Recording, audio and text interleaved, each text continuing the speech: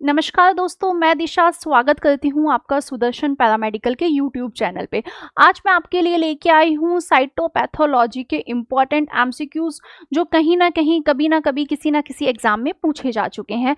और ये जो है क्लास आज की वो एमसीआरई के लिए बहुत इम्पॉर्टेंट क्लास होने वाली है, क्योंकि यहाँ पर हम ओनली 50 क्वेश्चंस ही नहीं देखेंगे। यहाँ हम आज तक जितनी भी साइटोपैथोलॉजी हमने पढ़ी है उसकी एक बहुत समरी भी हम यहाँ पे आज देखने वाले हैं। So let's start. But start करने से पहले आप भी सुदर्शन पैरामेडिकल के साथ जुड़ना चाहते हैं, मुझसे पढ़ना चाहते हैं, तो प्ले स्टोर पे जाइए। प्ले स्टोर पर जाके सुदर्शन पैरामेडिकल ऐप को डाउनलोड कीजिए। आप हमारे साथ टेलीग्राम पर भी ज्वाइन कर सकते हैं, प्ले स्टोर पे जाके डाउनलोड कर सकते हैं। यहाँ तक कि व्हाट्सएप पर आप ज्वाइन कर सकते हैं व्हाट्सएप चैनल को, एंड नीचे दिए गए हेल्पलाइन नंबर्स पर भी आप कॉल कर सकते हैं। So let's start. क्या है आज का अपना first question? That is smears should be prepared and fixed immediately for cytology, because जो साइटोलॉजी के लिए जो स्मीयर्स बनते हैं उनको उसी वक्त इंस्टेंटली क्या होना चाहिए, फिक्स किया जाना चाहिए। उनको उसी वक्त प्रिपेयर्ड होते ही उनको फिक्स किया जाना चाहिए, क्योंकि option A exfoliated cells degenerated rapidly, option B exfoliated cells may be blown away, option C the nucleus of the cells get extruded from the cell, option D cytoplasm develops granularity. मतलब कि जो exfoliated cells होती है वो बहुत जल्दी degenerate हो जाती है या वो उड़ जाती है, या जो न्यूक्लियस है वो सेल के आउटसाइड मूव करने लगता है, या जो साइटोप्लाज्म है उसमें ग्रेन्यूल्स पैदा हो जाते हैं। तो देखिए, इस क्वेश्चन को समझने के लिए सबसे पहले तो हमें ये पता होना चाहिए कि एक्सफोलिएटेड सेल्स होती क्या है। एक्सफोलिएटेड सेल्स क्या होती है? साइटो में हम दो चीजें पढ़ेंगे, एक तो एक्सफोलिएटेड सेल्स एंड एक साइटो की स्क्रीनिंग। ठीक है, एक्सफोलिएटेड सेल्स क्या होती है कि कभी कभी कुछ सरफेसेस को क्या किया जाता है, स्क्रैप करके निकाला जाता है। कहां से? From epithelial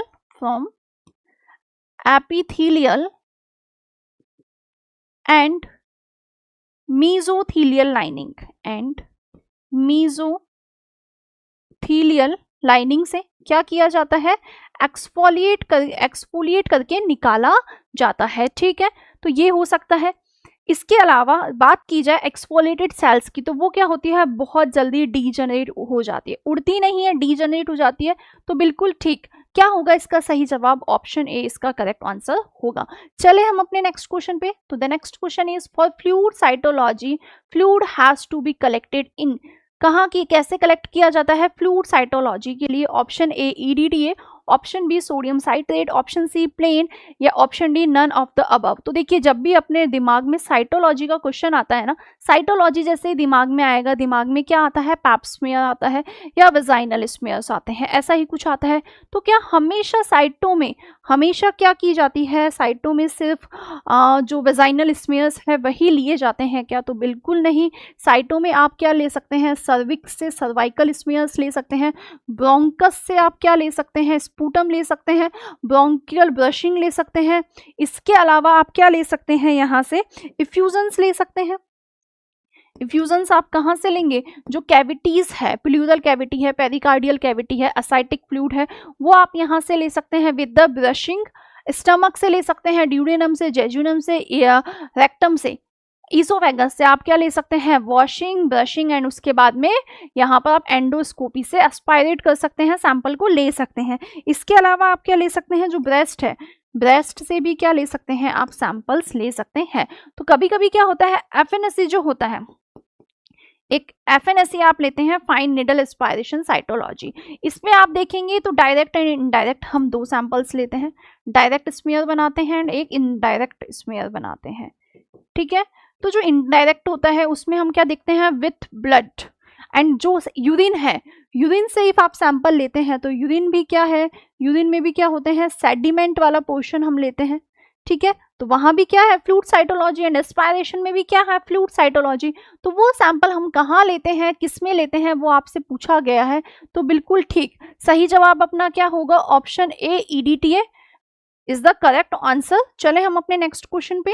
the next question is aspiration cytology of intrathoracic is usually carried out around the table under. Aspiration जो साइटोलॉजी है इंट्राथोरेसिक की वो कैसे की जाती है, एस्पायरेशन साइटोलॉजी में कैसे किया जाता है इंट्राथोरेसिक। इंट्राथोरेसिक कहाँ से, लंग्स से किया जाएगा, ठीक है। कैसे किया जाता है, किसकी हेल्प से, by television fluoroscopy, ultrasound guidance, CT guidance या ऑल ऑफ द अबव। पूछा क्या गया है, बहुत सिंपल वर्ड्स में समझते हैं कि जब हम एंडोस्कोपी करते हैं या जब हम अल्ट्रासाउंड करते हैं तो क्या किया जाता है, कहीं पर भी तो हम नहीं कर सकते हैं। तो जब एस्पायरेशन की बात होगी तो एस्पायरेशन भी तो हम कहीं से भी नहीं लगा सकते हैं कि जहां से मेरा मन हुआ मैंने वहां से फ्लूइड को एस्पायरेट कर लिया, बिल्कुल नहीं।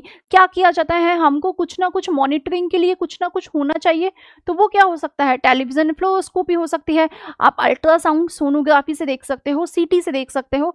तो क्या बताया है सही जवाब, option D all of the above is the correct answer. Next question देखा जाए तो नेक्स्ट क्वेश्चन क्या होगा, Barr bodies are attached to the nuclear membrane of which type of cell. Barr bodies के कौन सी सेल के न्यूक्लियर मेम्ब्रेन से जुड़ी होती है, अटैच होती है, red blood cells, connective tissue cells, epithelial cells या नन ऑफ द अबव। तो देखो जो बार बॉडीज होती है, सबसे पहले तो ये पता होना चाहिए कि होती क्या है। तो बार बॉडीज जो होती है उसको हम क्या कह सकते हैं, इनएक्टिव क्रोमैटिन या क्रोमोसोम भी कह सकते हैं। क्यों कहा है ऐसा, क्यों कहा है, क्योंकि या तो ये लेट होती है या ये क्या होती है, इनएक्टिव होती है। फीमेल की बॉडी में देखा जाए तो फीमेल की बॉडी में 46 क्रोमोसोम्स होते हैं, 44 सोमेटिक सेल्स होने के बाद में क्या होते हैं, X2 टाइप के क्रोमोसोम होते हैं। इन दो X क्रोमोसोम्स में से एक क्या होता है, एक्टिव होता है, एंड सेकंड वन क्या होता है, इनएक्टिव होता है। एंड ये जो इनएक्टिव वाला क्रोमोसोम है X जो है वो किससे जुड़ा होता है, तो वो होता है एपिथेलियल सेल से जुड़ा हुआ। एंड एपिथेलियल सेल से भी कौन से वाले एपिथेलियल सेल से जुड़ा होता है, तो वो होता है इंटरमीडिएट एपिथेलियल से जुड़ा हुआ होता है, ठीक है, कोई कंफ्यूजन नहीं है, इंटरमीडिएट एपिथेलियल सेल से जुड़ा हुआ होता है। तो अपना सही जवाब क्या होगा, अपना सही जवाब होगा option C, epithelial cell will be the correct answer. ठीक है, चले हम अपने नेक्स्ट क्वेश्चन पे। The next question is the most commonly used stain in gynocytology। Gyno की बात की गई है, मतलब FGT फीमेल जेनाइटल ट्रैक्ट या जेनाइटल ट्रैक्ट की बात की गई है, ठीक है। तो वहां पर सबसे मोस्ट कॉमनली स्टेन कौन सी यूज होती है, AFP, Pap stain, von Kossa technique या जिम्सा स्टेन। कौन सी हम स्टेन यहाँ पर यूज करते हैं, AFP यूज करेंगे, पैप स्टेन यूज करेंगे, वॉन कॉसा या जिम्सा। तो देखो बिना सोचे समझे जब भी साइटो की बात की जाए तो हम कौन यूज करते हैं, पैपिनो कोलो स्टेन यूज करते हैं। ये पैपिनो कोलो नाम क्यों रखा गया, क्योंकि जो जिसने डिस्कवरी की थी उनका नाम भी क्या था, डॉक्टर पैपिनो कोलो ही था। एंड उन्हीं को हम क्या कहते हैं, फादर ऑफ साइटोलॉजी कहते हैं या फादर ऑफ साइटोपैथोलॉजी कहते हैं। Exfoliative cytology is used in the early detection of. Exfoliative cytology हमें क्या बताएगी, क्यों की जाती है, कैंसर के लिए, हाइपरप्लेसिया के लिए, बोथ A एंड B या नन ऑप्शन। तो देखो जब भी साइटोपैथो की बात आती है या एक्सफोलिएटिव की बात आती है, श्रेडिंग सेल्स की बात आती है, तो हमें क्या दिखता है, हमें दिखता है कैंसर या मैलिग्नेंसी, दो ही चीजें हमें दिखती है। लेकिन क्या होगा इफ बात की जाए B हाइपरप्लेसिया की, तो हाइपरप्लेसिया भी क्या है, एक टाइप की मैलिग्नेंसी ही तो है। इफ यहाँ पर नॉर्मल सेल है, आसपास में अब नॉर्मल सेल्स बन गई है और बने ही जा रही है, डिवीजन हुआ ही जा रहा है, तो वो क्या करेगी, जो नॉर्मल सेल्स है उनको दबा देगी एंड अपने आप उन पर अटैक करेगी एंड अपने आप का एक मास बना लेगी, ठीक है। तो कैंसर, मैलिग्नेंसी एंड हाइपरप्लेसिया तीनों ही क्या है, सही चीज है। तो सही जवाब इस क्वेश्चन का क्या होगा, बिल्कुल ठीक, सही जवाब क्या होगा, option C, both A and B इसका सही जवाब होने वाला है, ठीक है। तो देखिए चले हम अपने नेक्स्ट क्वेश्चन पे, that is which specimen is collected for exfoliative cytology. Exfoliative cytology के लिए आप कौन कौन से स्पेसिमेंस को कलेक्ट कर सकते हैं, option A urine, option B sputum, option C GIT specimens या ऑल ऑप्शंस। तो देखो अभी मैंने आपको बताई थी साइट्स और साइट्स के साथ में ही कुछ स्पेसिमेंट्स। तो वहाँ हमने देखा कि हाँ जी बिल्कुल आप यूरिन को कलेक्ट कर सकते हैं। कैसे? सेडिमेंट या उसका डिपॉजिट, उससे स्पुटम किसके लिए? ब्रोंकस के लिए, लंग्स से कोई भी डिजीज है वहाँ के लिए। गैस्ट्रोइंटेस्टाइनल सैंपल्स में हम स्टमक, ड्यूडेनम, ज्यूजेनम, रेक्टम, कॉलोन सभी की क्या की जा सकती है? ब्रशिंग की जा सकती है विथ एंडोस्कोपी। तो सही जवाब क्या होगा? बिल्कुल आपका सही जवाब क्या होगा? ऑप्शन डी, ऑल ऑप्शंस आपका सही जवाब होगा। Next question is which method is used for urinary sediment, vaginal pool, breast secretion, serous fluid। कौन सा मेथड हम यूज करते हैं यूरिनरी सेडिमेंटेशन के लिए, वेजाइनल सैंपल के लिए, ब्रेस्ट सिक्रेशन के लिए, सीरस फ्लूइड्स के लिए? कौन सा? स्ट्रीकिंग की जाएगी या स्प्रेडिंग की जाएगी या पुल अपार्ट टेक्निक यूज की जाएगी? पुल अपार्ट टेक्निक यूज की जाएगी। कौन सी टेक्निक हम यूज करते हैं? कौन सी टेक्निक यूज की जाती है? तो जिफ इफ आपने कभी सैंपल्स लिए हैं या स्मीयर्स बनाए हैं तो हम क्या देखते हैं? कौन सी टेक्निक यूज की जाती है? बिल्कुल option third is the correct answer. कौन सी टेक्निक यूज की जाती है? पुल अपार्ट टेक्निक हम यहाँ पर यूज करते हैं। चले हम अपने नेक्स्ट क्वेश्चन पे, that is ether alcohol as a fixative is used in the ratio of in exfoliative cytology. Exfoliative cytology के लिए ईथर अल्कोहल यूज किया जाता है फिक्सेटिव के लिए। क्या इसके अलावा भी कोई फिक्सेटिव यूज किया जाता है? तो हाँ जी बिल्कुल। कौन सा फिक्सेटिव यूज किया जाता है? जो आपका क्लार्क्स फिक्सेटिव है, बहुत अच्छा फिक्सेटिव है। किसके लिए? साइटोपैथोलॉजी के लिए। कौन सा नहीं यूज किया जाता? तो एक होता है कैरनोइज फ्लूइड, वो यूज नहीं किया जाता है। इफ आपको पता है कैरनोइज फ्लूइड क्यों यूज नहीं किया जाता है तो नीचे कमेंट सेक्शन में मुझे बताइएगा।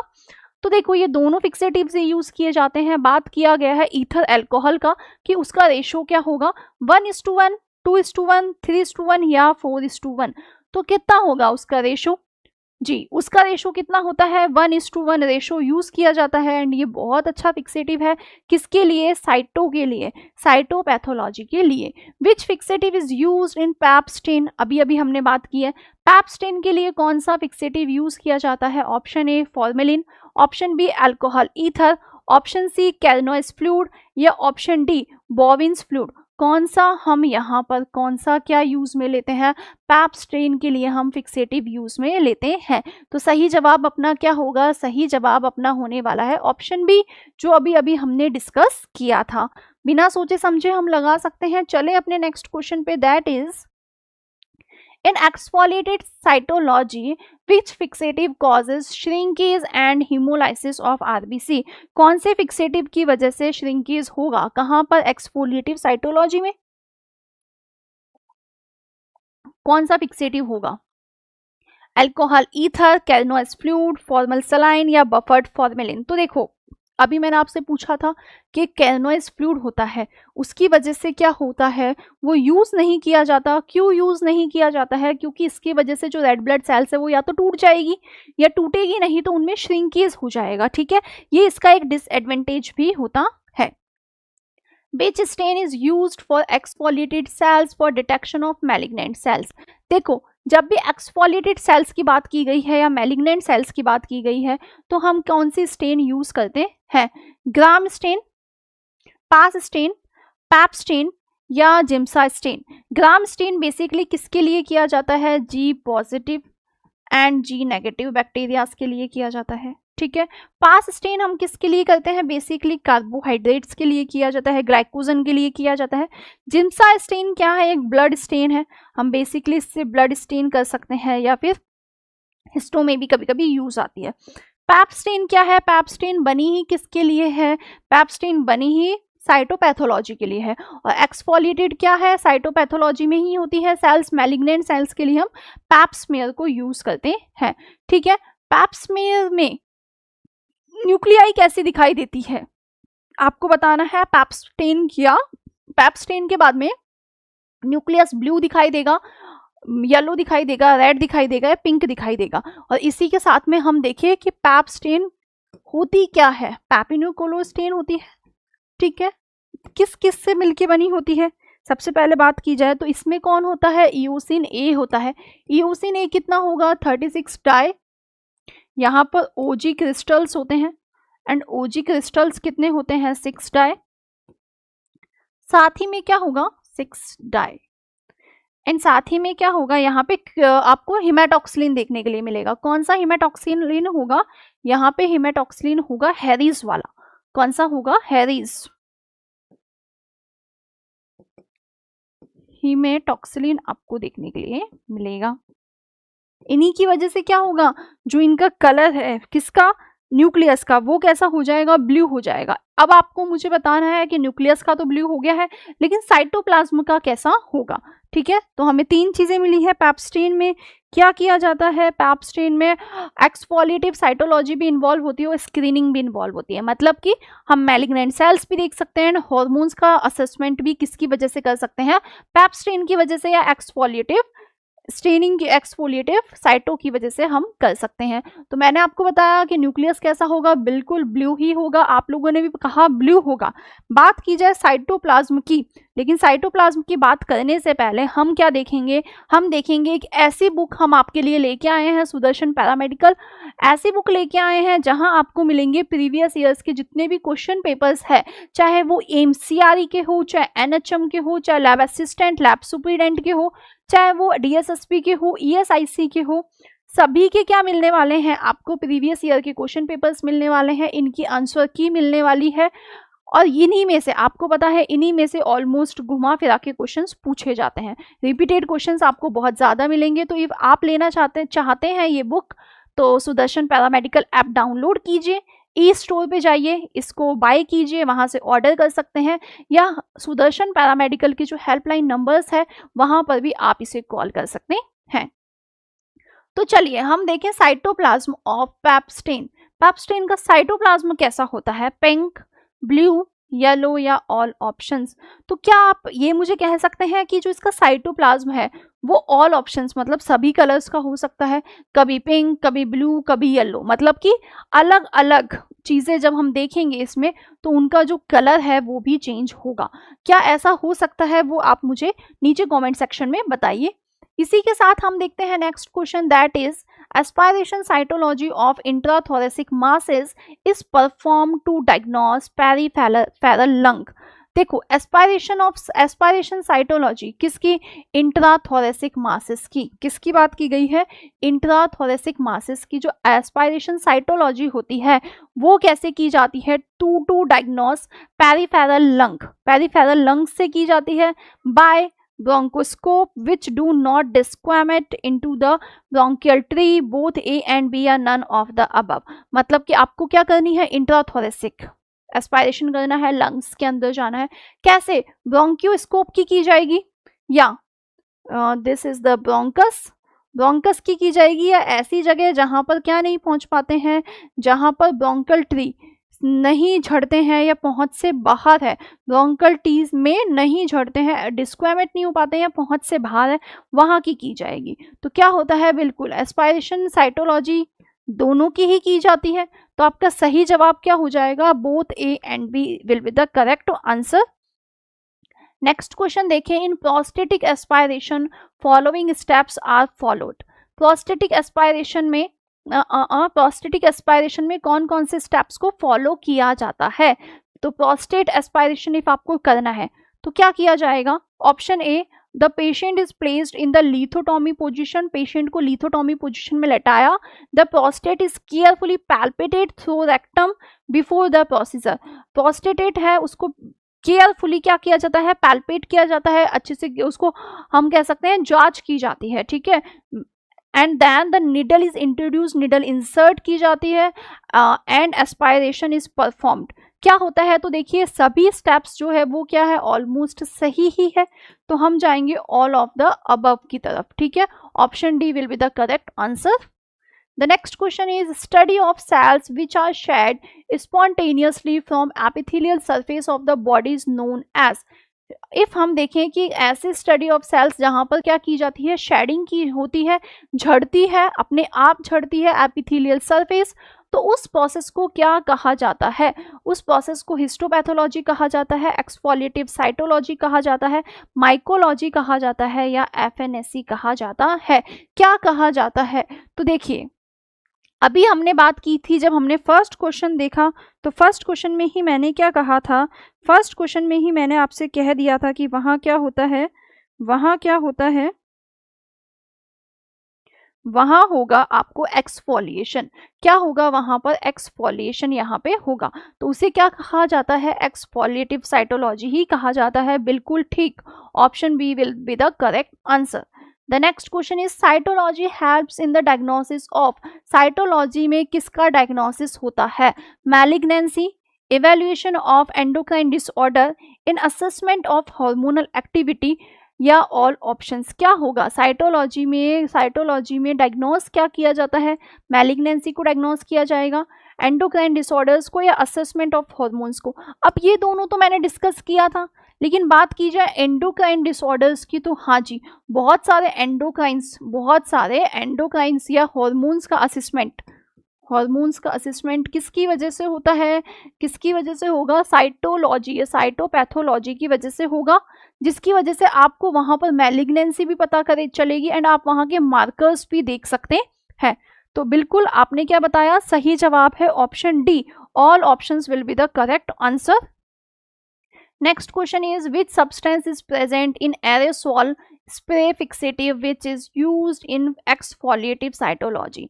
एक्सफोलिएटिव साइटोलॉजी में एक हम फिक्सेटिव यूज करते हैं, that is aerosol spray fixative. तो इसमें कौन कौन से सब्सटेंस होते हैं, option A alcohol, option B wax, option C acetone and the last option is both A and B. अब जैसे ही हमने ये क्वेश्चन देखा ना, हमें पता है अल्कोहल ईथर यूज होता है तो हमने ये लगा दिया, लेकिन क्या कभी ये सोचा कुछ अलग फिक्सेटिव यूज किया है तो उसमें कुछ अलग या कुछ एक्स्ट्रा चीज भी होगी, तो क्या होता है वहां पर वैक्स भी तो प्रेजेंट होती है। इफ हम एरिसोल वैक्स स्प्रे फिक्सेटिव की बात करें तो वहां पर वैक्स भी तो प्रेजेंट होती है। तो अपना सही जवाब क्या होगा, बोथ ए एंड बी अपना सही जवाब होगा। Next is vaginal smears are valuable for the assessment of, vaginal smears क्यों लिए जाते हैं, मैलिग्नेंसी के लिए, फॉर एंडोक्राइन डिसऑर्डर्स के लिए, हार्मोन फंक्शंस के लिए, या ऑल ऑप्शन। तो सेम वही घुमा फिरा के आपको क्वेश्चन पूछा गया है जो अभी पूछा गया था, किससे रिलेटेड, साइटो से रिलेटेड। एंड साइटो में कौन है, वेजाइना है, एंड वेजाइना में क्या होंगे, तीनों पे ही आप क्या कर सकते हैं, तीनों को ही आप असेस कर सकते हैं। तो आपका सही जवाब क्या होगा, all options will be the correct answer. ठीक है, चले हम अपने नेक्स्ट क्वेश्चन पे, that is Trichomonas vaginalis stains colour in Pap stain. Trichomonas vaginalis if Pap stain में देखना है तो वो हमें कैसा दिखेगा, grey green, pale red, yellowish green, या डार्क ब्राउन। ट्राइकोमोनास वेजिनैलिस क्या है, एक पैरासाइट है, एंड इस पैरासाइट को आप देख सकते हैं या तो वेजाइना में, वेजाइनल, या इससे भी बेस्ट आप क्या ले सकते हैं, यूरिन के सेडिमेंट में आप इसे देख सकते हैं। डिपोजिशन किया, माइक्रोस्कोपी की, एंड उसके बाद में इफ आप यूरिन में पैपस्टेन करके ट्राइकोमोनास वेजिनैलिस को देखते हैं तो वो आपको कैसा दिखाई देगा, तो बिल्कुल वो आपको कैसा दिखाई देता है, ग्रे ग्रीन आपको दिखाई देता है। ठीक है, बहुत ज़्यादा इंपॉर्टेंट पैरासाइट है, किसके लिए, साइटों के लिए। ठीक है, नेक्स्ट क्वेश्चन पर जाने से पहले हम आपके लिए लेके आए हैं एक ऐसा माइंड मैप जहां आपको मिलेगी कंप्लीट लैब टेक्नीशियंस वाला सिलेबस, चाहे वो एनाफिजियो हो, हिमेटोलॉजी, ब्लड बैंकिंग हो, पैथोलॉजी हो, साइटो हो, हिस्टो हो, क्लिनिकल पैथोलॉजी हो, माइक्रोबायोलॉजी हो, बायोकेमिस्ट्री हो, in short immunology, serology, mycology, सभी को हम लेके आए एक ऐसी बुक में जहां आपको ये सभी टॉपिक्स शॉर्ट एंड स्वीट में मिलेंगे, फ्लो चार्ट्स के साथ में मिलेंगे, टेबल्स के साथ में मिलेंगे। तो इस बुक को ऑर्डर करने के लिए आप नीचे दिए गए हेल्पलाइन नंबर्स पे कॉल कर सकते हैं, साथ ही में आप प्ले स्टोर से सुदर्शन पैरामेडिकल ऐप को भी डाउनलोड कर सकते हैं एंड ये वहां से बाय कर सकते हैं। चले हम अपने नेक्स्ट क्वेश्चन पे, that is which is use to assess hormonal activity in Pap stained vaginal smear. आपने वेजाइनल स्मीयर बनाया, पैप स्टेन किया, अब आप उसमें हार्मोन एक्टिविटी देखना चाहते हैं तो कैसे देखेंगे, by karyopyknotic index, by maturation index, both A and B, या नन ऑप्शन। तो कैसे देखा जाता है वो आपको बताना है कि क्या आप पैप स्मीयर में क्या देखेंगे, उसकी मैच्योरिटी लेवल देखेंगे कि मैच्योरिटी में क्या हुआ है डिफरेंस, या कैरियोपनाइटिक, या हम कह सकते हैं न्यूक्लियस वाली चीज देखेंगे, न्यूक्लियस एंड साइटो का क्या हम देखते हैं। तो इफ आपको करना है हार्मोन्स एक्टिविटी को एसेस, जो हम आगे अभी मैं आपको बताऊंगी कुछ ट्यूमर्स से किया जाता है, एक इंडेक्स आप देखेंगे तो वो किसके लिए किया जाता है, वो भी हॉर्मोन्स के लिए किया जाता है। एंड मैच्योरेशन इंडेक्स में भी आप क्या देखते हैं, हॉर्मोन्स की एक्टिविटी ही देखते हैं। तो both A and B will be the correct answer. चले हम अपने नेक्स्ट क्वेश्चन पे, that is Barr bodies are attached to the nuclear membrane of which type of cell? Barr bodies attach होती हैं न्यूक्लियर मेम्ब्रेन से, कौन सी type की सेल से, blood cell, nerve cell, epithelial cell या नॉन ऑप्शन। तो अभी मैंने आपको बताया था कौन सी सेल से होती है, एपिथेलियल सेल से होती है। और एपिथेलियल में भी कौन सी, सुपरफिशियल, बेसल, इंटरमीडिएट, कौन सी, तो कौन सी सेल से होती है, इंटरमीडिएट सेल से होती है, जो कैसी दिखाई देती है, कुछ ऐसी दिखाई देती है, ठीक है, बोट जैसी। कैसी होती है, बोट जैसी होती है। Which specimen is collected for the study of respiration tract disorder? If आपको रेस्पिरेटरी ट्रैक्ट के डिसऑर्डर्स को देखना है तो कौन सा स्पेसिमेन आप कलेक्ट करेंगे?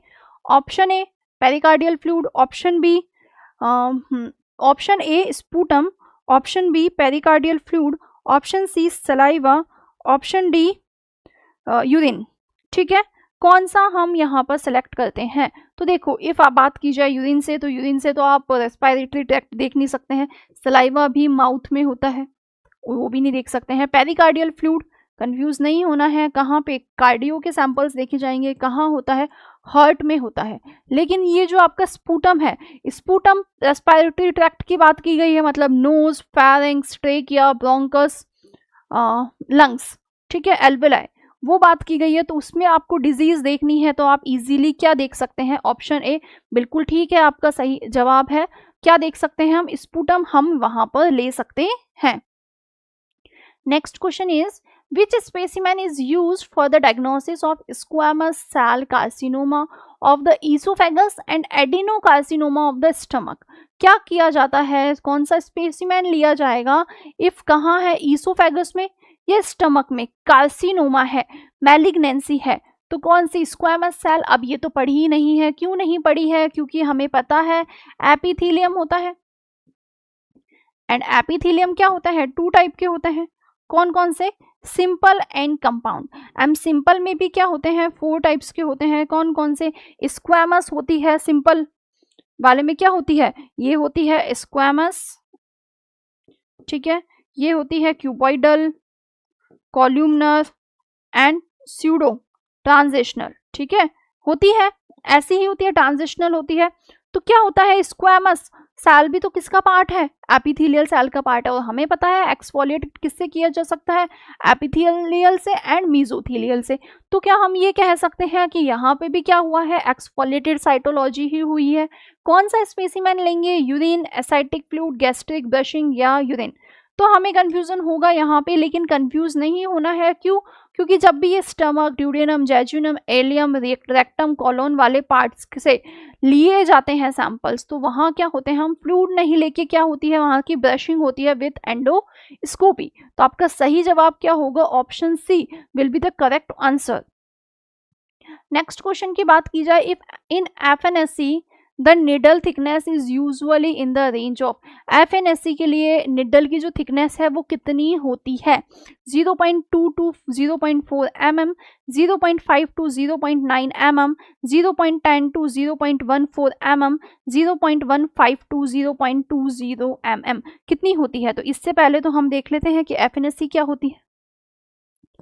FNAC क्या होती है, फाइन निडल एस्पायरेशन साइटोलॉजी, मतलब बहुत फाइन निडल यूज की जाती है, पतली निडल यूज की जाती है। कितनी पतली निडल यूज की जाती है, तो 22 गॉज की हम यहाँ पर निडल यूज करते हैं, ठीक है। सेल्स, यहाँ पे क्या होता है, हम कुछ सेल्स लेते हैं, कहाँ से लेते हैं, सेल्स को एस्पायरेट किया जाता है, कहाँ से, लंप हो सकता है, नोड हो सकता है, लिम्फ नोड हो सकता है, कोई भी गांठ हो सकती है, यहाँ तक कि स्किन के लीजन्स जो होते हैं, स्किन लीजन्स की भी क्या की जाती है, FNSC की जाती है। कैसे की जाती है FNSC, तो सेम वही, पहले फ्लूइड लेंगे, फ्लूइड का स्मेयर बनाएंगे, स्टेनिंग होगी एंड उसके बाद में माइक्रोस्कोपिक एग्जामिनेशन होगा।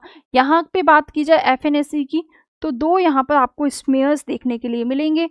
First one is direct, and जो डायरेक्ट स्मेयर है वो क्या हो सकते हैं, ड्राई भी हो सकता है एंड वेट भी हो सकता है। ड्राई एंड वेट में क्या डिफरेंस होगा, यहाँ पर अमाउंट कम होगा, सेल्स ज्यादा होगी। ड्राई में अमाउंट कम है किसका, फ्लूइड का, लेकिन सेल्स ज्यादा है। वेट में क्या होगा, वेट में अमाउंट ज्यादा होगा, सेल्स कम होगी। ठीक है। इनडायरेक्ट की बात की जाए, इनडायरेक्ट स्मीयर्स क्या होते हैं, तो इनडायरेक्ट में क्या होगा, आप सैंपल तो लेंगे बट विथ ब्लड आप यहाँ पर सैंपल्स लेंगे। ठीक है। तो क्वेश्चन क्या था, क्वेश्चन था थिकनेस पूछी गई थी निडल की, तो कितनी होती है 0.5 to 0.9 mm इसकी थिकनेस होने वाली है। बात की जाए नेक्स्ट क्वेश्चन की, that is in FNAC ultrasonography is used for, ultrasonography FNAC में कैसे यूज की जाती है, अब्डोमिनल एस्पायरेशन से, थोरेसिक लीजन से, बोन लीजन से, या ऑल ऑप्शंस। अब जब भी ऑल ऑप्शंस दिखता है ना, तो ऐसा नहीं है कि हमेशा ऑल ऑप्शंस सही ही हो, ऑल ऑप्शंस ठीक ही हो। क्या होगा, बात की गई है अल्ट्रासोनोग्राफी किसके लिए यूज होती है, बोन लीजन्स के लिए नहीं यूज होती है अल्ट्रासोनोग्राफी। बहुत से आपको क्या है, फ्लोरोस्कोपी है, टेलीविजन फ्लोरोस्कोपी है, काफ़ी चीज़ें हैं, सीटी है, बट बोन लीजन्स के लिए अल्ट्रासोनोग्राफी यूज़ नहीं होती है। थोरेसिक लीजन्स के लिए भी नहीं होती है, क्या होती है, एंडोस्कोपी यूज़ की जाती है। तो बचा कौन सा, अब्डोमिनल एस्पायरेशन। तो हाँ जी, अब्डोमिनल एस्पायरेशन के लिए क्या यूज़ करते हैं हम, अल्ट्रासोनोग्राफी यूज़ करते हैं। Option A is the correct answer. Next question is FNAC is used for lesions of, FNAC के किसके लीजन्स के लिए यूज की जाती है, option A skin, option B lymph node, option C breast, and the last option is all options. तो बताइए, देखो ब्रेस्ट में क्या देखने के लिए मिलेंगे, कभी कभी आपको लंप देखने के लिए मिलेंगे, यहाँ से ब्रेस्ट कैंसर को डिटेक्ट किया जा सकता है। लिम्फ नोड्स कहीं भी हो सकते हैं ना, थोरेसिक यहाँ कहीं भी लिम्फ नोड सिर्फ आपको देखने के लिए मिलते हैं, तो लिम्फेटिक ऑर्गन्स में, तो उससे भी क्या होगा, वहां पे लिम्फोमा डिटेक्ट कर सकते हैं हम, एडिनोमा हो सकता है। स्किन में क्या होते हैं, तो स्किन में भी तो क्या हो सकते हैं, नोड्स हो सकते हैं, लीजन्स हो सकते हैं, कोई ना कोई गांठ हो सकती है, तो उसको भी तो हम डिटेक्ट कर सकते हैं, किससे, एफएनएससी से। तो बिल्कुल ठीक, अपना सही जवाब क्या होगा, ऑप्शन डी अपना सही जवाब हो जाएगा। ठीक है, चले हम आगे।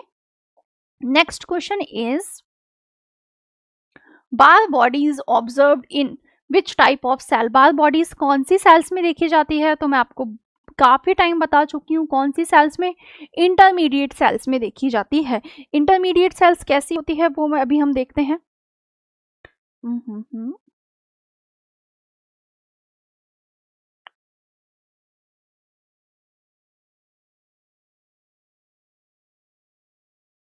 देखिए इंटरमीडिएट सेल्स कैसी होती है, उससे पहले आपको पैराबेसल, इंटरमीडिएट एंड सुपरफिशियल सेल्स का पता होना चाहिए। सुपरफिशियल सेल्स गोल होती है, राउंड हो ओवल हो सकती है, थिक होती है, फ्रॉम न्यूक्लियस, साइनोफिलिक होती है कभी कभी, एंड सेंट्रल में बीच में प्लेस्ड होती है, रेगुलर क्रोमेटिन होता है पैटर्न, इनकॉन्स्पिशियस यहाँ पे न्यूक्लियाई होती है। सुपरफिशियल सेल्स कैसी होती है, लार्ज होती है, पॉलीगोनल होती है, थिन होती है, वाटर लाइक, वेफर लाइक, यहाँ wafer like from nucleus to cell border होती है, साइनोफिलिक होते हैं, एंड कभी कभी एसिडोफिलिक हो सकते हैं, एंड पैक्नोटिक इसका कितना है, more than 6 mm।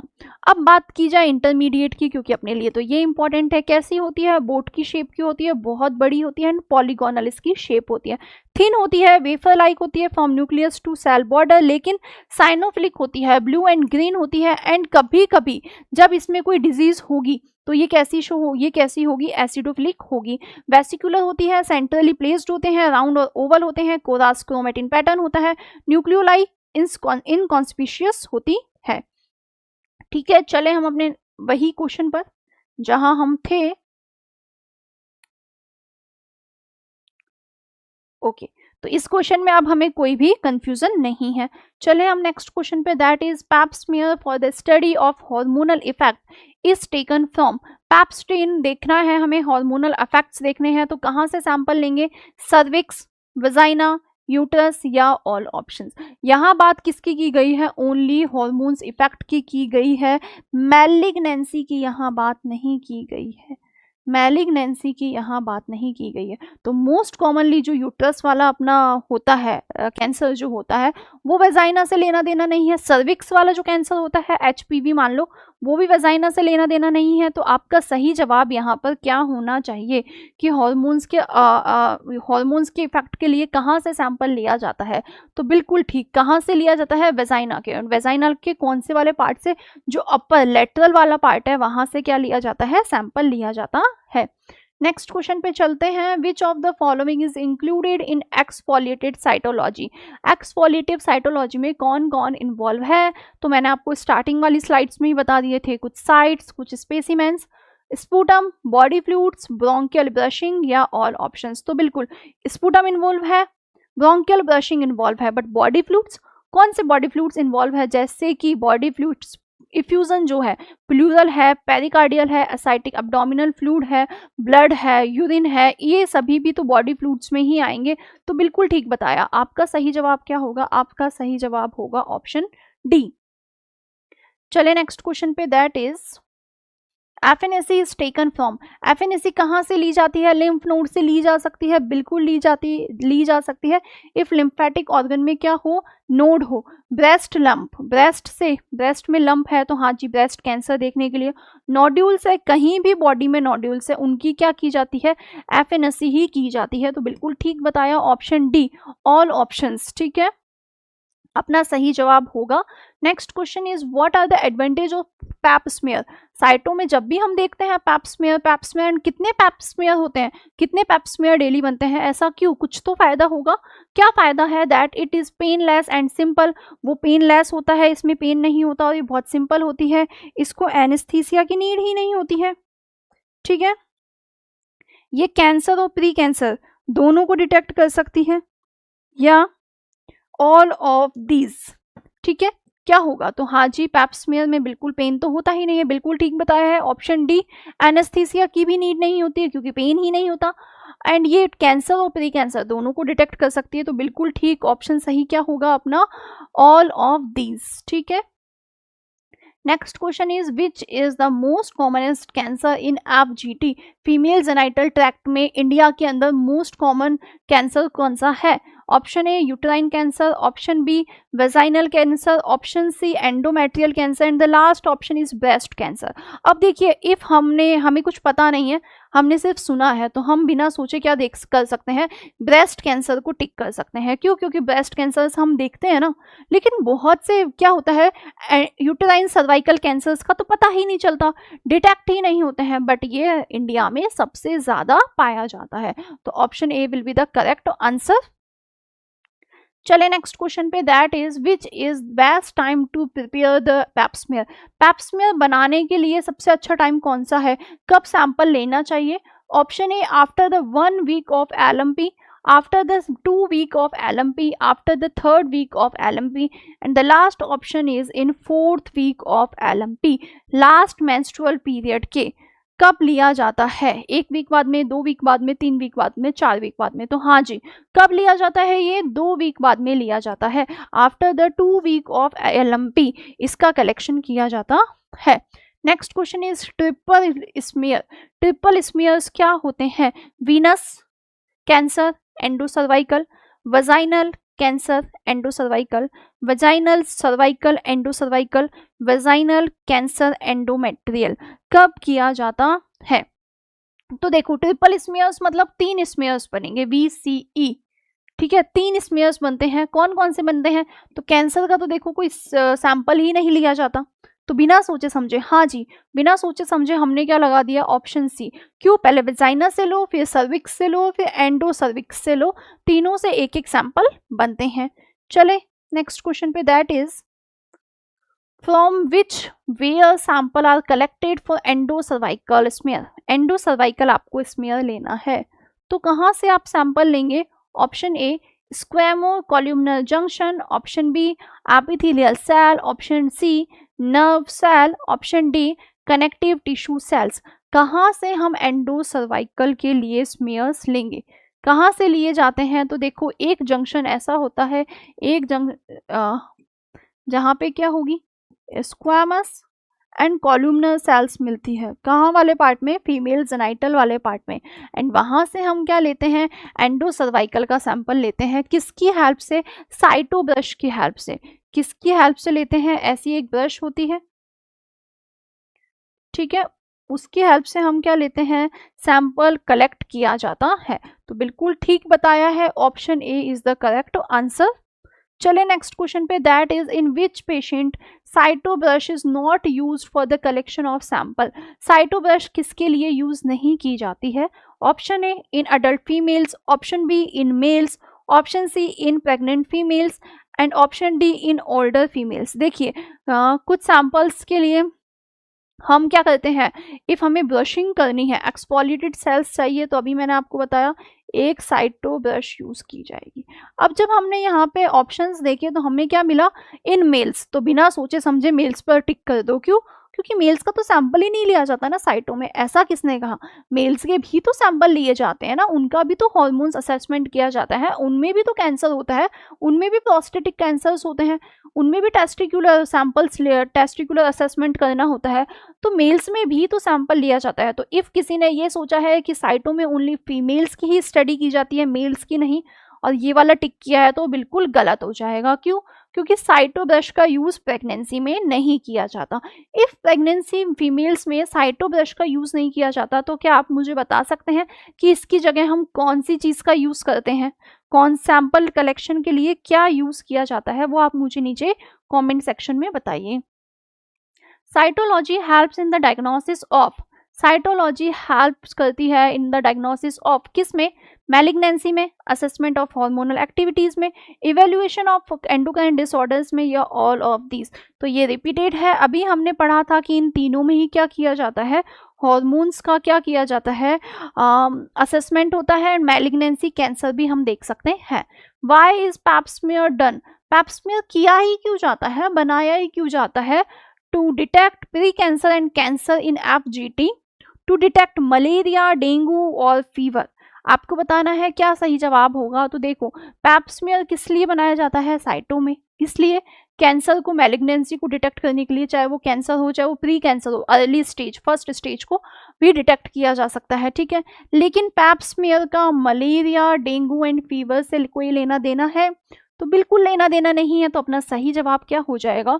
Option A is the correct answer. Next question is how is Pap smear prepared, Pap smear को बनाया कैसे जाता है? Option A moving the brush from outside direction to inward direction in circular movement, मतलब कि option A में वो कहना चाहते हैं कुछ ऐसा। Option B moving the brush from inside direction to outside, inside direction to outside, just spread the sample in rectangular, ऐसे इसको स्प्रेड कर दो, फैला दो। None of these. कैसे पैप स्मीयर को बनाया जाता है? बिल्कुल ठीक, कैसे बनाया जाता है? सेम एज इट इज, इस मूवमेंट में पहले बीच में 1 ड्रॉप है, देन हमने उसको ऐसे सर्कुलर मोशन में स्प्रेड किया, इनवर्ड टू आउटवर्ड। तो बिल्कुल ठीक, option B will be the correct answer. Next question is what is to be avoided in taking Pap smear, Pap smear लेते वक्त हमको क्या अवॉइड करना है, किस चीज से बचना चाहिए? सर्वाइकल म्यूकस, इफ म्यूकस है तो आएगी। एयर ड्राई, हवा में सुखाना स्मीयर को। Option C blood and contamination, किससे हमें उसको अवॉइड करना चाहिए? तो देखो, हम क्या देखते हैं कि जब भी हमने स्मीयर लिया है, पैप स्मीयर के लिए एक्सफोलिएटिव स्मीयर लिया है, वो जो सेल्स होती है वो बहुत जल्दी डिजेनरेट होना स्टार्ट हो जाती है। इसलिए सबसे बेस्ट चीज़ कैसी है, जैसे ही हमने सैंपल लिया हमें उसको उसी वक्त क्या किया जाना चाहिए, फिक्स किया जाना चाहिए, जिससे कि एयर ड्राई नहीं हो, वो सूखे नहीं। Next question, FNAC is use to collect samples from, FNAC का यूज किया जाता है किसे कलेक्ट करने के लिए? हेयर, स्टूल, इंटरनल ऑर्गन्स और मासेस या टिश्यू ब्लॉक्स। अब देखो, साइटों में बालों का कोई लेना देना नहीं है, स्टूल का कोई लेना देना नहीं है, लेकिन जिसको ये नहीं पता कि FNAC साइटोलॉजी का पार्ट है, हिस्टो का पार्ट नहीं है, वो कहाँ कंफ्यूज होगा? वो इन दोनों चीज़ों में कंफ्यूज होगा। लेकिन टिश्यू ब्लॉक्स कहाँ बनते हैं? हिस्टोपैथोलॉजी में बनते हैं। लेकिन आपको इंटरनल ऑर्गन्स और मासेस, ऑर्गन्स भी तो साइटो से लेना देना नहीं है, तो इंटरनल ऑर्गन्स क्यों आए हैं? ऑर्गन्स इसलिए आए हैं क्योंकि जब भी आप लिम्फ नोड्स होते हैं या लम्प्स होते हैं, वो कहाँ पे देखते हैं? आप किसी ऑर्गन में ही देखते हैं, तो वहाँ आप क्या कहेंगे कि ऑर्गन में, किसी भी ऑर्गन या किसी भी मास में, किसी भी लंप में क्या की जाती है, एफएनएसी की जाती है। Next question, cytopathology is best defined as. Cytopathology को सबसे अच्छा कैसे डिफाइन किया जा सकता है? That option A, examination of individual cells to detect disease. Disease को डिटेक्ट, इंडिविजुअल सेल्स को डिटेक्ट करने के लिए डिजीज उनमें। Study of whole organ system जैसे कि डाइजेस्टिव, रेस्पिरेटरी सिस्टम के लिए। Study of genes and chromosomes, या analysis of chemical changes in the blood. अब देखो, केमिकल चेंजेस को तो ये नहीं बता सकता और ना ही होल ऑर्गन की स्टडी करता है। इफ बात यहाँ पर ये जीन्स नहीं होता तो मैं इस ऑप्शन को भी ठीक मान सकती थी। क्यों? क्योंकि क्रोमोसोम में हमने क्या देखी है, बार बॉडीज देखी है, सेक्स क्रोमेटिन देखा है, क्रोमोसोम ही होता है XX, तो मैं इसको मान सकती थी। लेकिन यहाँ क्या आ गया है, जीन्स आ गया है, इसलिए हम इस ऑप्शन को सेलेक्ट ना करके किस ऑप्शन को सेलेक्ट किया है, ऑप्शन फर्स्ट को, ऑप्शन ए को हमने सेलेक्ट किया है। Next question is cytopathology is most commonly used for diagnosing which of the following. Cytopathology use की जाती है, मोस्ट कॉमनली यूज क्या किया जाता है, किसके लिए यूज की जाती है? बोन फ्रैक्चर्स के लिए, स्किन इन्फेक्शंस के लिए, हार्ट डिजीज के लिए, डायग्नोसिस ऑफ कैंसर के लिए, किसके लिए यूज की जाती है? तो बोन का साइटो से कोई लेना देना नहीं है। स्किन इन्फेक्शंस में इफ यहाँ लीजन्स दिया हुआ होता, इफ यहाँ लम्प्स दिया हुआ होता तो मैं इसके लिए सोच सकती थी, लेकिन स्किन इन्फेक्शन के लिए तो ये नहीं किया जा सकता। हार्ट डिजीज में इफ ये दिया होता कि जो इसके इफ्यूजन है, इफ्यूजन के लिए दिया होता तो मैं कुछ सोच सकती थी, लेकिन यहाँ पे हमें सीधा सा ऑप्शन क्या मिल गया है, डायग्नोसिस ऑफ कैंसर मिल गया है। हमें पता है साइटोलॉजी में क्या किया जाता है, कैंसर का डिटेक्शन किया जाता है। बिल्कुल ठीक बताया है, option D is the correct answer. Next question is Which one is not a branch of cytopathology? कौन सी साइटोपैथोलॉजी की ब्रांच नहीं है? Abrasive cytology, FNAC, exfoliative cytology, biopsy, कौन सी नहीं है? तो देखो, हम जब भी ऐसा कुछ आया है ना, अब्रेसिव मतलब अब्रेस करके निकालना, एक्सफोलिएट मतलब छील छील के उसे निकालना, तो ऐसा कोई क्वेश्चन आया है तो हम यहाँ कंफ्यूज हो सकते हैं, यहाँ कंफ्यूज हो सकते हैं। बट इन दोनों में साइटोलॉजी दिया हुआ है तो हमने क्या सोचा, ये एफएनएसी पार्ट नहीं होगा साइटोपैथोलॉजी का, लेकिन नहीं, ये जो बायोप्सी है, हम क्या देखते हैं कि बायोप्सी तो होती है ना, लेकिन बायोप्सी कहाँ होती है, हिस्टोपैथोलॉजी में होती है। यहाँ पर बायोप्सी नहीं होती है। यहाँ बायोप्सी नहीं होती है तो क्या हम ये कह सकते हैं कि साइटों में जितने भी सैंपल्स हम लेते हैं, क्या वो लिविंग से नहीं लेते हैं, लिविंग ऑर्गेनिज्म, लिविंग सेल्स से नहीं लेते हैं? ये आप मुझे नीचे कमेंट सेक्शन में बताएंगे कि लिविंग सेल से नहीं लिए जाते हैं क्या, इसीलिए इसे बायोप्सी नहीं कहते हैं। बट बायोप्सी किसका पार्ट है, एक ब्रांच है हिस्टोपैथोलॉजी की, साइटो की नहीं है।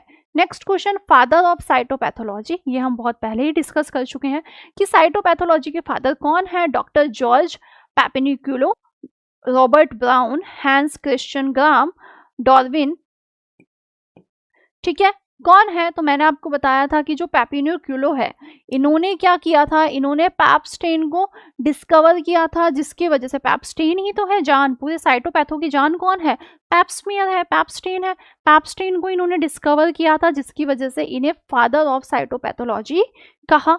Next question, cytology is defined as. Cytology क्या होती है? Study of tissue, study of bones, study of disease, study of cells. Questions not, इसे छोड़िए आप। Study of disease, study of cells, bones या टिश्यू, अब ये तो नहीं होगी। जिन्हें थोड़ा बहुत पता है कि हिस्टो का मीनिंग होता है टिश्यू एंड सेल का मीनिंग होता है साइटो, वो ये भी नहीं करेगा। लेकिन इफ यहाँ पर एक ऑप्शन होता that study of diseased cell, diseased cell, तो क्या किया जाता, तो भी हम ये ऑप्शन डी को ही सेलेक्ट करते। बिल्कुल ठीक बताया है, हम ऑप्शन डी को ही सेलेक्ट करते क्योंकि पूछा गया है साइटोलॉजी, साइटोपैथोलॉजी पूछा जाता तो ये वाला ऑप्शन ठीक हो सकता था। Next question is nuclear stain used in Papanicolaou stain is. कौन सी न्यूक्लियर स्टेन यूज की जाती है? Haematoxylin, trypan blue, neutral red या मिथाइलिन ब्लू। क्या यूज करते हैं हम? हैरीज हिमेटॉक्सिलिन यूज करते हैं, जो मैं आपको पहले ही बता चुकी हूँ पैपिस्टेन में। तो सही जवाब अपना क्या होगा, option A will be the correct answer.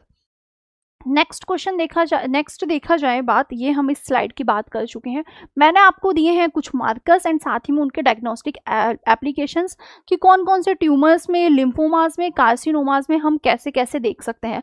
इसमें इंपॉर्टेंट क्या होगा, इसमें इंपॉर्टेंट होगा LCA, leukocyte common antigens, AFP, बहुत ज़्यादा इंपॉर्टेंट है। इन दोनों को आपको पता होना चाहिए। आप चाहें तो आप इसका स्क्रीनशॉट भी ले सकते हैं। इसमें बात की जाए तो हॉर्मोन्स कैसे इसका क्या किया जाता है, हॉर्मोन्स का डिटेक्शन किया जाता है, वो यहाँ आपको देखने के लिए मिलेगा। PAP क्या है, प्रोस्टेटिक एसिड फॉस्फेट है, वो कैसे किया जाता है वो आपको देखने के लिए मिलेगा। Oestrogen and progesterone receptors, oestrogen and progesterone receptors में क्या क्या इन्वॉल्व है, यहाँ पे देखिए ट्यूमर्स इन्वॉल्व है एंड साथ ही में कार्सिनोमा इन्वॉल्व है, कुछ सेल्स भी इन्वॉल्व है कहाँ पे, S100 प्रोटीन्स। लाइक आपके पास कोई क्वेश्चन आया है S100 प्रोटीन्स है, उससे आप क्या क्या देख सकते हैं। साइटों में ओनली सेल्स ही थोड़ी ना आती है या पैप्स्टीन ही थोड़ी ना आती है, जितने भी ट्यूमर मार्कर्स है, मैलिग्नेंसी से जितने भी रिलेटेड मार्कर्स है वो सभी किस में पढ़ते हैं, हम साइटोपैथो में पढ़ते हैं। तो S100 से आ गया तो अब आप बता सकते हो कौन कौन सी सेल्स इन्वॉल्व है।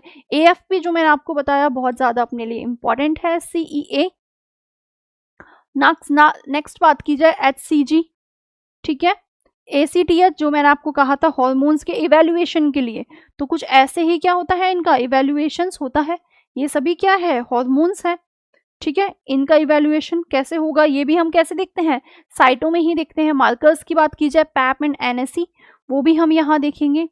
स्पेसिफिक प्रोटीन्स कौन कौन से होते हैं एंड किसकी वजह से कौन सी मैलिग्नेंसी होगी, कौन सा मार्कर्स होंगे, वो हम देखते हैं। एंड इनसे भी इंपॉर्टेंट है ये, जस्ट लाइक एग्जाम में क्वेश्चन कैसे आएगा, CA-125 मार्कर्स किसके लिए है, तो आपको बताना पड़ेगा, पता होना चाहिए कि दैट ओवेरियन कार्सिनोमा के लिए है। HPV जिस पर बहुत ज़्यादा अभी चल रहा है, HPV वैक्सीन बहुत इंपॉर्टेंट है अपने लिए, जो सर्वाइकल कार्सिनोमा के लिए है। सेम एज इट इज़ मैं आपके लिए कुछ मार्कर्स लेके आई थी, आप चाहे तो आप इनका स्क्रीनशॉट ले सकते हैं। बॉडी के कौन कौन से पार्ट में कौन कौन से मार्कर्स के लिए कार्सिनोमा, लिम्फोमास, मैलिग्नेंसी देखी जाती है। इसी के साथ में इफ आप माइंड मैप से जुड़ना चाहते हैं, माइंड मैप लेना चाहते हैं, ऑर्डर करना चाहते हैं इस बुक को, तो आप नीचे दिए गए हेल्पलाइन नंबर्स पर कॉल कर सकते हैं। प्ले स्टोर से ऐप को भी डाउनलोड कर सकते हैं, क्योंकि यहाँ पर आपको कंप्लीट लैब टेक्नीशियन का सिलेबस मिलेगा, वो भी बिल्कुल हम कह सकते हैं एक फ्लो चार्ट के साथ में, एक टेबल के साथ में एंड एक स्पेसिफिक वे में, शॉर्ट एंड स्वीट वे में आपको यहाँ पर ये सब कुछ मिलने वाला है। आज के लिए इतना ही। आई होप आपको क्लास अच्छी लगी होगी। क्लास अच्छी लगी हो तो क्लास को लाइक कीजिए, चैनल को अभी तक सब्सक्राइब ही नहीं किया है तो चैनल को सब्सक्राइब कीजिए एंड अपने फ्रेंड्स को ज़्यादा से ज़्यादा शेयर कीजिए। एंड इफ़ आप भी मुझसे पढ़ना चाहते हैं तो प्ले स्टोर पे जाके आप जो भी आपका कोर्स है उसे आप परचेज कर सकते हैं। Thank you.